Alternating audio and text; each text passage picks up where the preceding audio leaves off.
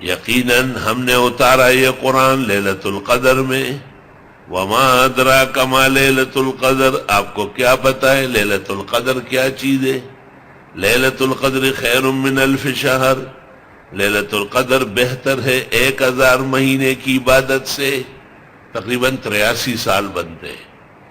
کہتے ہیں بنی اسرائیل کے ایک معمر شخص نے دریا کے کنارے بے ریا مخلصانہ عبادت کی، اور پیغمبر نے کہا کہ ہماری اور ہماری امت کی عمر تو 60-70 سال ہے، کم لوگ آگے بڑھتے ہیں.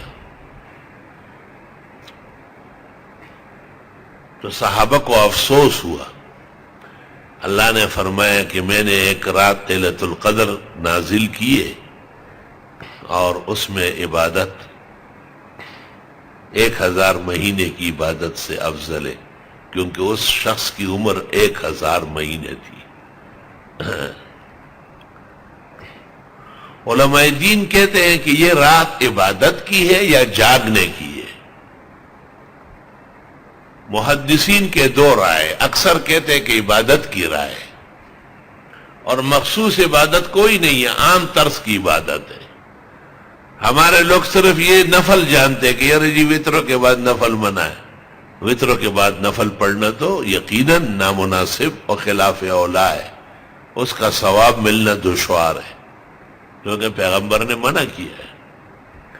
تو پیغمبر کے ارشاد کے مطابق ساری رات دعا کی ہے، تلاوت کی ہے، ذکر کی ہے، استغفار کی ہے.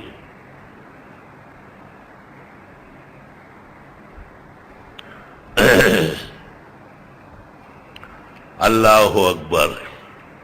اس عاجز اور فقیر کا خیال یہ ہے کہ حدیث رسول کے مطابق 20 رکعت تراویح اور 3 وتر کو کافی سمجھنا اور مزید نوافل کی کوشش نہ کرنا، یہ اتباع سنت اس تنفل سے افضل ہے جو خلاف سنت کر کے لوگ کرتے ہیں، اور اصحاب علم مال علم غلط کا ساتھ دے رہے. فَإِلَى اللَّهِ الْمُشْتَكَى. حضرت اقدس مولانا محمد انور شاہ سے فرماتے ہیں